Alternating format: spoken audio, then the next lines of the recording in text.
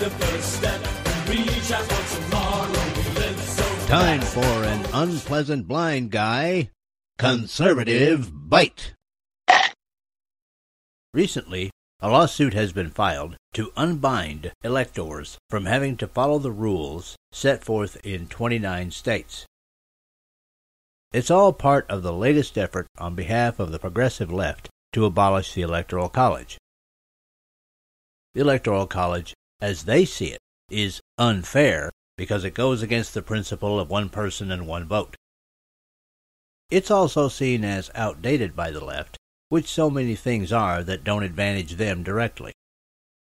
They say the Electoral College has no relevance in the year 2016. Well, guys, truth is not always pleasant, and it's time for some truth from the unpleasant blind guy.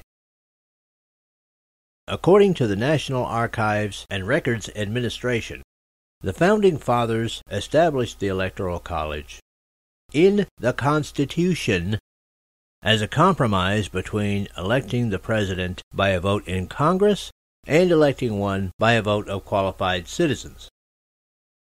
That definition, my progressive friends, comes from part of the Obama administration, by the way. But really, how is that system, set up by a bunch of old white guys that had slaves and powdered wigs and quill pens, relevant in the year 2016? The progressive left says things have changed, moved on. The popular vote can be almost instantly counted now compared to back in those days. Well, they're right, some things have changed. But some things haven't changed. What hasn't changed is the fact that far too many Americans pay almost zero attention to the operation of their own government until it's time to start watching campaign commercials during their favorite programs. Whether they're working, recreating, or they just plain don't care, not a lot of attention is paid, to the point where far too many Americans can tell you who's up on the latest talent show or quote sports stats, but don't even know the name of the Vice President of the United States.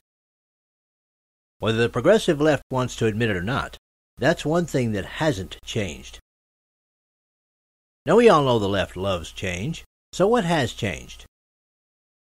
What has changed is that the focus of manufacturing has moved out of the larger cities into smaller cities, suburbs, and even rural areas, while almost all food production and pretty much all raw material production has remained in the rural areas.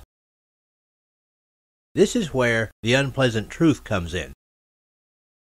Fact is, guys, the cities need the suburbs and rural areas far more in the year 2016 than the suburban and rural areas need the big cities.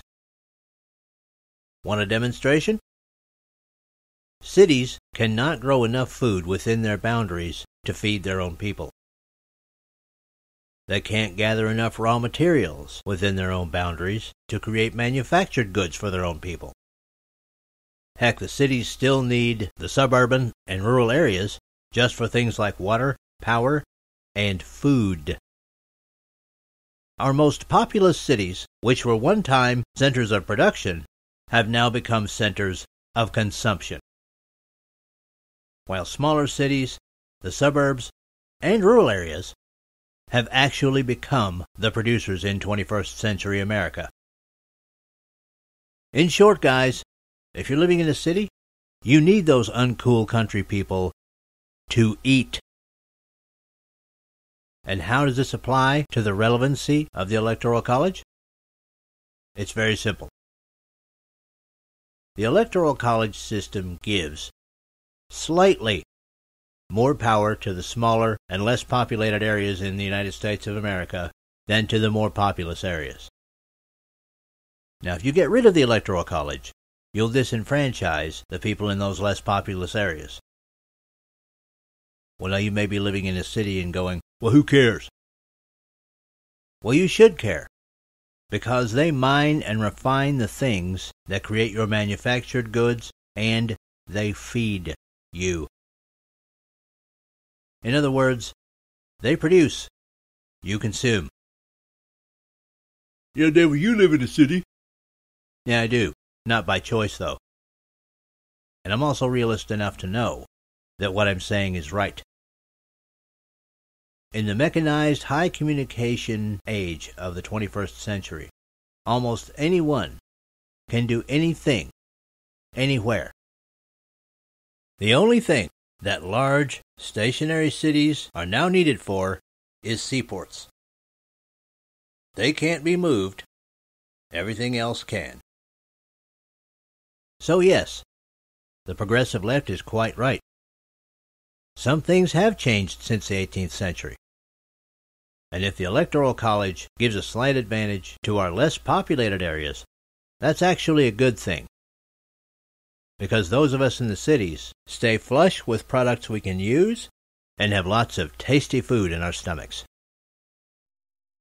This has been an Unpleasant Blind Guy Conservative Byte.